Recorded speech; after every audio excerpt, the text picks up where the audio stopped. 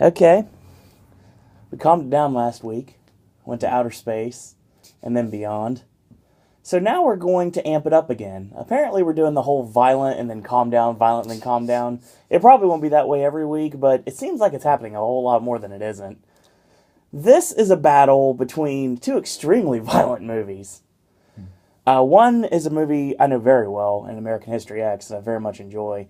And one is from somebody who I'm not a big fan of, and I've mentioned numerous times on this channel I'm not a big Russell Crowe fan, but slowly but surely he's growing on me. So let's see what happens this week when American History X battles Romper Stomper. AJ, take it away. This actually comes from you kept asking me what we could pair with American History X, Correct? and for some reason, my mind only went to The Believer with Ryan Gosling, which I sadly don't have a copy of. I have no idea why it took so long for me to remember that Romper Stomper exists, especially since I have it. I've had this DVD forever. Wow. And I've seen the movie a few times, and for some reason, when you asked me what would be paired with American History X, it's like I just forgot the movie existed. But of course, obviously, because when American History X came out, everybody brought up Romper Stomper. So, yes, obviously, this is what it would come to.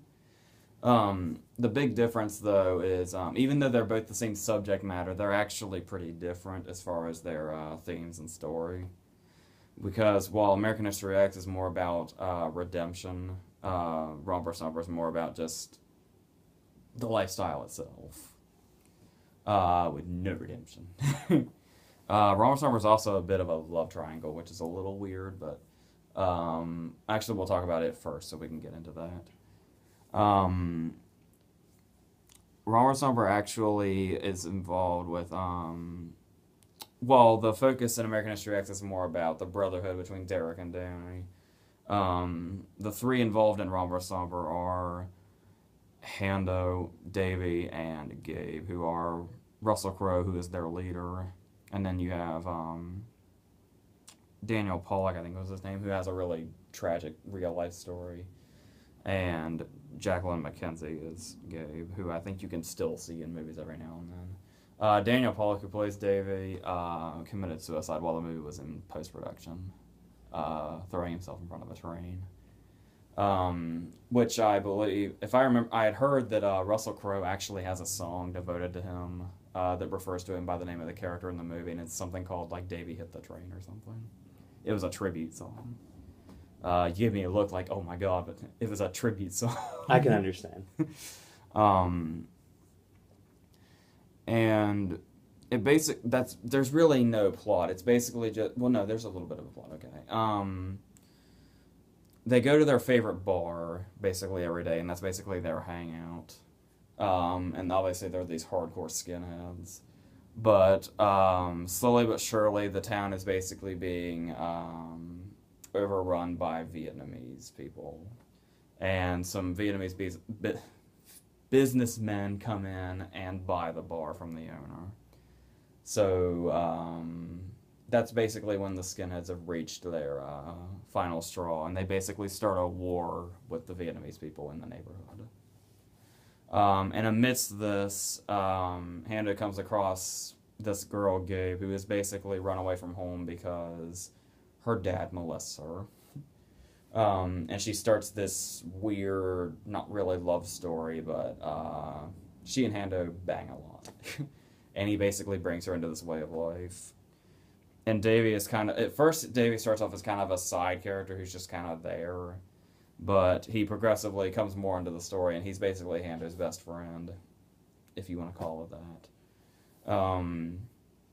And he basically as the movie goes on, he basically finds a way out of this life by being with Gabe and leaving Hando and his gang behind.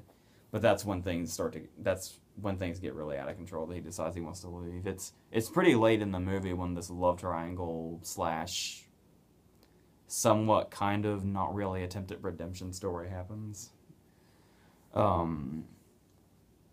a lot of, obviously, when American History X came out, everybody pointed the finger at Romper Stomper. When Romper Stomper came out, everybody pointed the finger at A Clockwork Orange.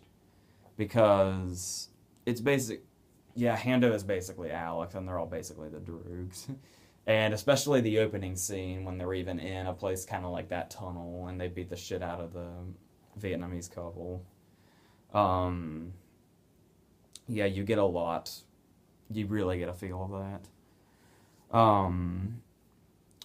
The main attention that the movie got, though, was because of Russell Crowe. Like, this is what got him.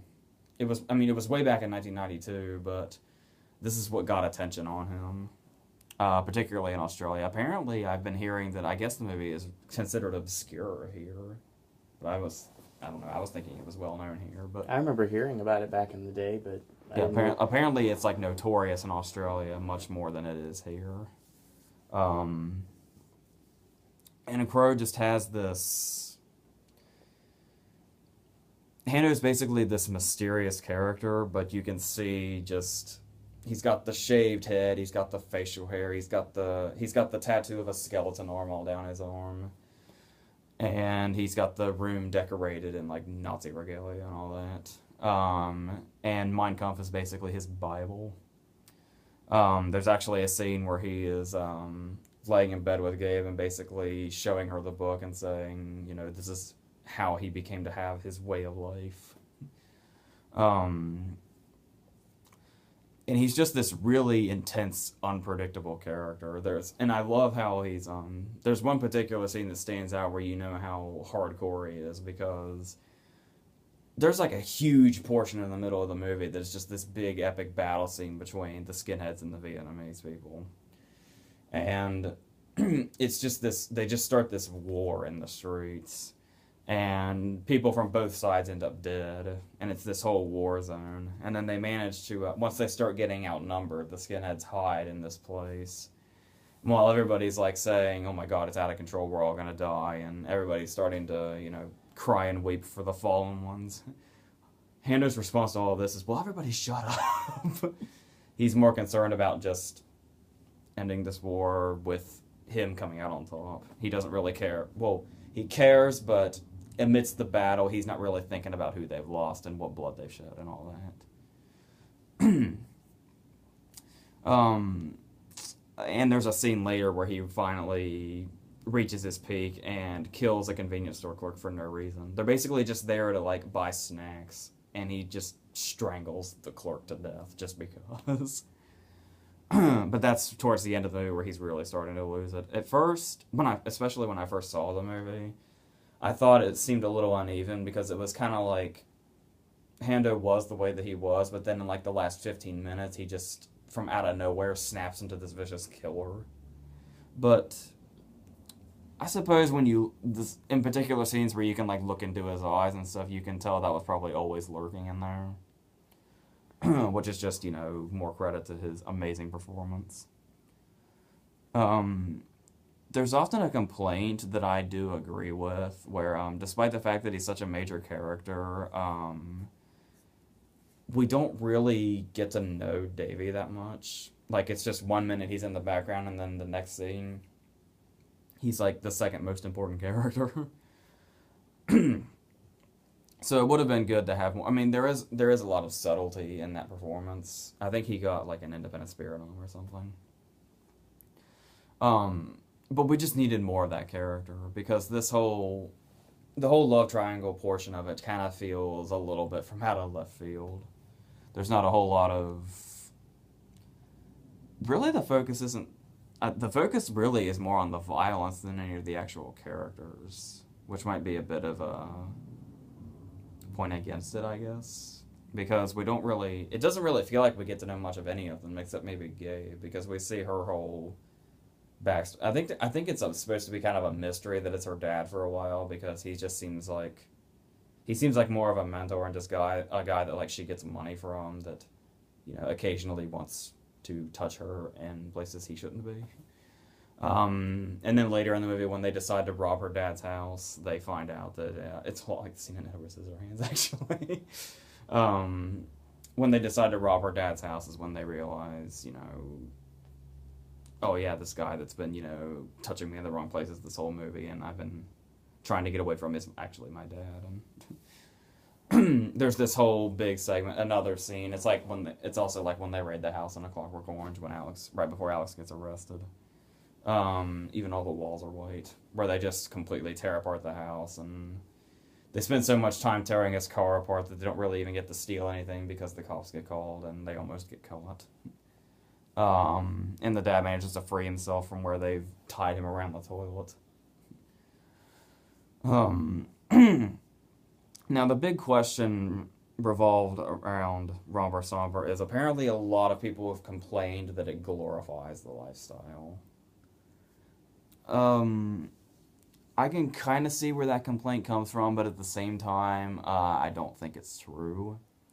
Because I seriously doubt, unless you're absolutely insane or just something is off, I don't imagine anybody watching this movie and saying, oh man, that looks like fun. That's how I want to live life. I would like to think nobody would actually say that.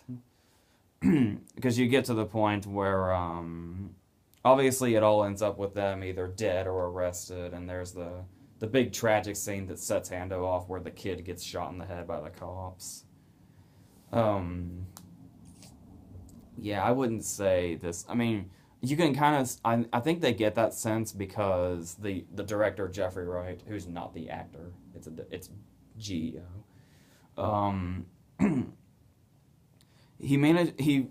Like the scene when he's reading Mein Kampf to Gabe, it's basically... It shows us what motivates them to do what they do. Like, we get a real sense of, like, what they believe in and why they do the shit that they do. And I think that might be mistaken for the because Jeffrey Wright also wrote it. It might be confused with him taking their side. But I really don't think that's the case. I think he knew, like, how brutal and repulsive what they did was, and he was able to show it, but not necessarily take a particular side. So I think that's where the confusion comes in, where people think it's glorifying that lifestyle. But I don't know. But it doesn't shy away from the brutality at all. Even to the point that they actually prefer beating to guns. Like there's a line I always thought was funny in the movie where they're trying to decide how exactly they're going to go to war, and somebody says, what we need to do is we need to get shotguns, and I think somebody says, shotguns are for Elmer Fudd, you dickhead. So yeah, it really gets down to the nitty-gritty of the whole thing, but yeah, I think that argument's mostly invalid. I mean, I'm sure, I don't know, it just depends on the person, but I think it works well as a movie that shows us the lifestyle without making it look cool or desirable or anything. I think there's not, I mean, maybe it's because it's just me, but I can't think of one single moment in this movie that makes the lifestyle look desirable. So, yeah. And I think it's really effective. While I do think Romper Stomper has some problems, particularly with character development and how the love triangle just kind of seems to just randomly happen, because they need it. Like the scene at the end where they're on the beach and Hando goes fucking insane and says he's gonna kill both of them. That ends with Davey killing Hando by stabbing him in the neck with the knife that Hando half paid for. Davey was supposed to pay him back for that other half. And you can kind of tell that the movie wasn't sure what direction to go, and they almost made Hando a villain just because they needed an ending. Because as soon as, like, the last shot of the movie is Hando laying there dead on the beach, and the credits just roll. It's like it just had, they weren't sure where they were going. Maybe it's a metaphor for the lifestyle itself. They just go aimlessly until something stops them. I don't know. But despite its faults, it's still a really well-respected and well-regarded. Unless you don't get those people that think it's glorified. And, it's a very effective telling of it. So, yeah. On the other side of the spectrum, we have American History X, which I believe is an extremely popular movie that most people know about. It even got some Academy love with Norton getting a Best Actor nomination, which is awesome in hindsight, because it seems like a really out there choice, but I fucking love that he got in. This is basically, well, what's really funny is this movie gets so down into it. I'm not saying I use them. I'm not saying that at all, I promise. But I learned a lot of racial slurs I did not know before I saw this movie. Basically, what the main story, though, is it's got this great setup where it's half black and white and half in color, and the black and white portions are Danny looking back as he remembers what happened so he can write this paper for the principal. And the stuff in color is a 24-hour period where Derek has gotten out of prison and what follows, and how things have changed and everything. And we start on one of these black and white segments, which is how Derek ended up in prison. We see the first half of it. We don't see the second half till about midway through the movie, but what we do know is some black guys broke into his truck in the middle of the night. Danny went and got him. He came down and shot them dead. That's what the beginning leads us to believe, and that's how he got in prison. So then we meet Danny, and Danny is in the principal's office because he got in trouble with his teacher, who's Elliot Gould. Naturally, he's played by Elliot Gould, which means the teacher is Jewish. And Danny wrote a work report for his class on Mein Kampf. So, and it just so happens that the principal's black. So, he goes in, and the teacher, who's played by Avery Brooks, who's really good in this, says that he's going to have to redo the book report tonight and turn it in the next day, or he's going to get expelled. And it's going to be their own little class called American History X. And Danny's assignment is to write a paper on Derek. So that's basically how we're told the story of the movie, is whenever we see the black and white portions and Danny's narrating, it's him writing the paper. And this movie is just a fucking powerhouse from beginning to end. It's always been one of my favorite movies. It's one of those ones that you just instantly, you see it for the first time and it just instantly hits you. It doesn't even take of course, as the years go by and you continue to watch it, it's as great as it's always been. But it's one of those movies that just really hits you the first time too. With all these, it's just got, for the first half before Derek's even in prison, it's just one insanely memorable, disturbing, gut-wrenching scene after another. Like it's really funny to me that this all starts because of a basketball game, which is a great scene in itself, where it's basically we'll do the blacks versus the whites, and whoever loses gets the fuck off the court forever. And that basically sets off a bit of a war. Because it turns out, as we learn when we watch the scene, that two of the guys that he beat in the basketball game are the guys that broke into his truck at the beginning of the movie that he ended up murdering. We're introduced to the character of Seth, who is Ethan Suplee, who's coming up a lot lately. Mm-hmm. And he is massive in this movie. He's a lot smaller nowadays, but he was just... He's one of those characters that's so racist. Like, he drives around in his van and just sings, like, propaganda lyrics, and there's one particular scene, and it shows, I don't know if this was the point, but that's what I took from it. Seth is so racist that there is a bowl sitting on the living room table, and it's white jelly beans with one black jelly bean on the top. And he takes the jelly beans and just dumps them into his mouth. But before he does that, he takes the one black jelly bean and just throws it and eats all the white ones. I think that was just a tiny bit of symbolism of sorts. Mm-hmm. more memorable scenes, there's the scene where they completely destroy the convenience store because it used to be run by a white guy and then it was bought and then it took the jobs of white guys and all that. One of the big, what's the word I'm looking for? Shit. One of the big things in this movie is everybody's motivated by these big speeches that Derek gives, which are extremely well articulated, even if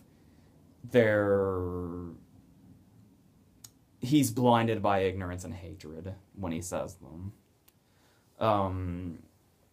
And then, which of course Derek kind of reaches his absolute turning point with that blind hatred when we have this big scene that's really hard to watch, where Elliot Gould's character was dating their mom, who is Beverly D'Angelo, who, by the way, is fucking awesome in this movie.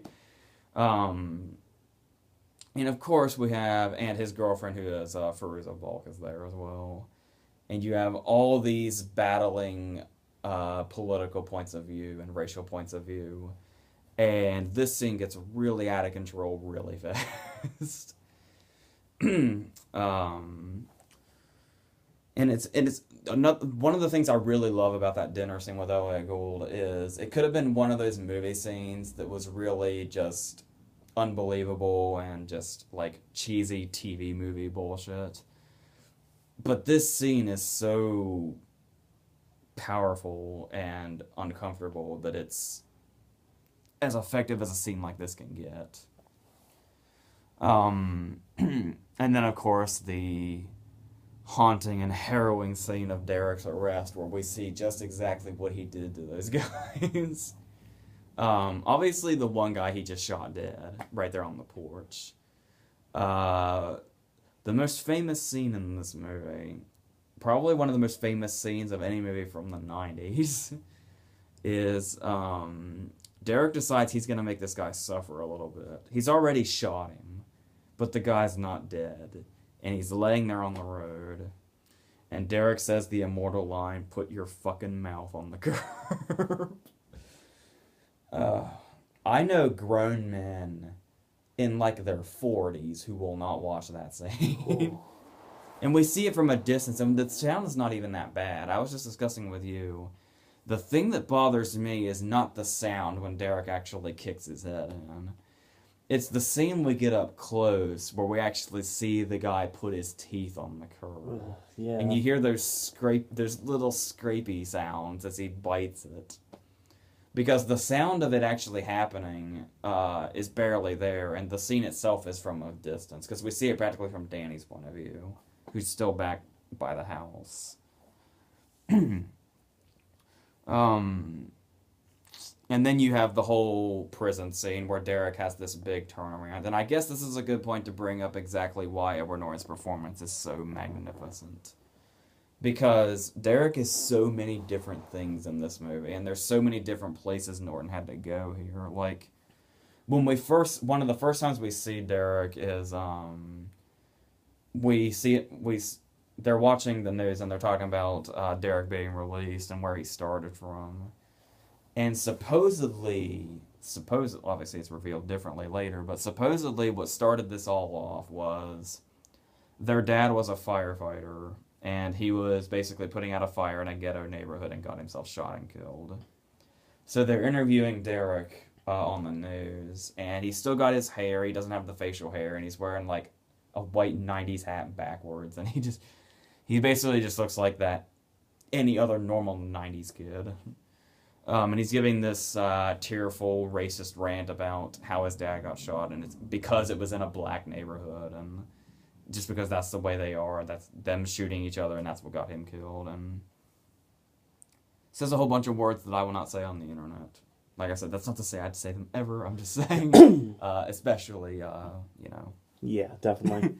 So you have that innocent kid who's basically been corrupted by the things that have happened to him. Then we get Derek the skinhead, who is a fucking monster. Which goes without saying. And then, as he gets in prison, we see this huge arc where he starts off as, he's still Derek the skinhead when he gets to prison at first. But then he basically starts to change his ways when he realizes that nobody, he finds a bunch of other of his kind in prison, but they mingle with black guys and Mexicans and everybody else just like nothing. And at first he's outraged. Like, he's saying, why would they do that? And then he, punches the punching bag off the chain. And then finally the guy just says, nobody really cares, and your preaching is kind of getting on everybody's nerves. And then the big point where his cellmate is Guy Ritchie, Jesus Christ, Guy Torrey, and they basically do the laundry together, and he basically learns a lot of life lessons from him, and they pretty much become best friends in prison, more or less. And he's kind of slowly getting to that point. Once he becomes friends with him, we start to see Derek kind of taking a turn. Unfortunately, that turn doesn't come soon enough, and we get the infamous shower scene, which is basically Derek's big, well, I think it's time to change the lifestyle now moment. A lot of people think that's a little too abrupt, but number one, if anything's going to change your mind about something. Yeah. And secondly, I think if you really watch the movie closely and Norton's performance, Derek was kind of gradually on his way there before this happened.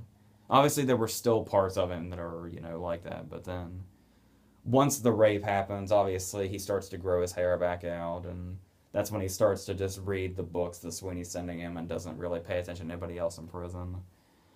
And just holds it out until he gets out. Just like the scene where he keeps talking about every time he's in the shower, every time he's out in the yard, he was just waiting for that moment where somebody's going to come and kill him. And he spent all that time waiting, and it never happened. After the shower thing, it was over. And next thing he knew, he was out, and all of this had changed him into basically back to normal Derek. And he's really good to the family now, but the trouble is Danny is hanging out with his old crew, and everybody is under the impression that when he gets out, he's going to be the Derek that he was when he went in there, which he's anything but now. And he has to deal with Cameron, who's Stacy Keach, who is the leader of this whole thing, and basically was the one that took Derek under his wing in the first place. I love the scene when he calls him a fucking chicken hawk before he knocks him out. But then gradually everybody turns on Derek. Seth actually pulls a gun on him, and Stacy basically shuns him and calls him a bunch of inappropriate names that I won't say. It's the most PC version of a versus between these two movies I think I'll ever hear. Now, there's one problem here. Oh, and obviously there's the big turning point where we learn exactly what all was happening here. And it goes to the whole, it all starts with the parents thing. When we have the flashback of the family dinner scene where Derek was this, really good, smart, A+ student, and he was really excited about Sweeney being a teacher and saying he's a really great teacher. He's making us read all these books on black history and stuff like that. And it's revealed to us that the reason Derek is the way he is because his dad was a hardcore racist and basically beat it into his head to hate black people and any other religion or race. Because Derek idolized his dad, and basically just all it took was his dad saying, you can read the black books just to pass the class, but don't take anything he says seriously and don't take the book seriously. And Derek just went from being really excited to doing this to, yeah, you're right, and listens to his dad. Now, the one problem, I don't hesitate to say I think American History X is a perfect movie. I think it's flawless. But it does kind of raise a feud within myself. The question I've always asked myself about this movie was, there's a story arc that kind of starts at the beginning, and it's not really touched on again until the very end, because it's basically coming back to bite us as an audience, because we kind of forget about it. At the beginning of the movie, Danny confronts this kid in the bathroom, this black kid that's picking on another kid. And Danny basically blows smoke in his face and starts a little, ruckus between them. Obviously, the end of the movie is Danny's finished the paper. He's on his way to give it to Sweeney, and he stops by the bathroom after Derek's dropped him off, because Derek's on his way to see his parole officer, and everything's okay. And the black kid is waiting in the bathroom for Danny and shoots him dead.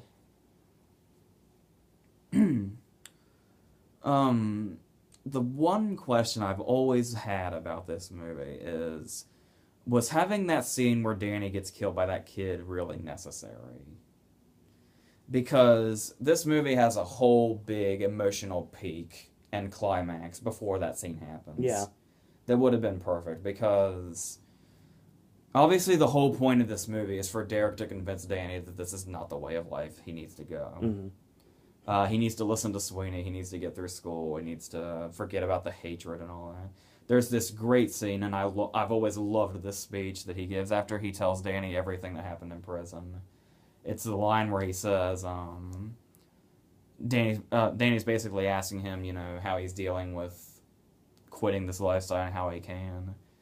And Derek says, because in that lifestyle, you basically spend your life pissed off. And he just says, Danny, I'm tired of being pissed off. So, after that nice moment, everything's going to be fine. Seth and Cameron get jumped and almost killed and hospitalized. And they go home, and there's this really great scene where they don't even say anything. They just come into the room and they look and they see all the Nazi stuff and all the skinhead stuff on their walls, and they just take everything down until there's nothing left on the walls. And Danny finishes the paper, and then he's gonna take it to school. Since the movie is about redemption, I kind of thought the whole point would have been to end the movie there. Mm-hmm. Because it's kind of hard to tell what the movie's saying with Danny being killed.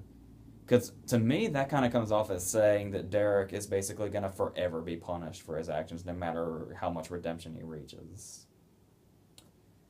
So I've never been quite sure how to take the ending. Look at it from the redemption of the kid from the beginning. But he was a bully in the first place, so that makes no sense. Yeah, I'm not sure. I could kind of buy it as Derek will just never stop paying the price. Mm-hmm. But I don't know. There was a whole lot. I'm wondering what happened here, because this movie was famous for this big feud between the director Tony Kaye and Norton.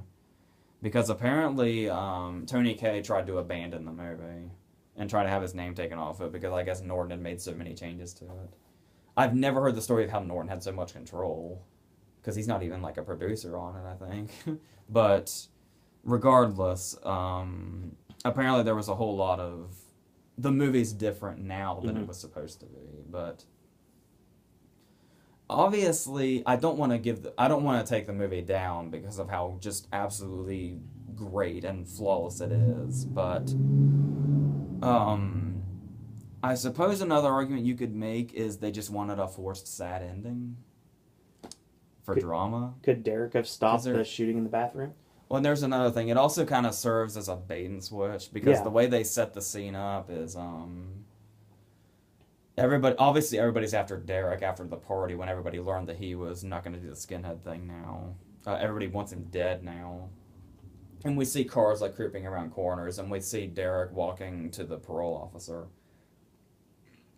I think the whole point of the ending is it sets up for Derek to be the one that's killed. Yeah. And the audience is caught off guard when it's Danny. That makes it more effective in that way.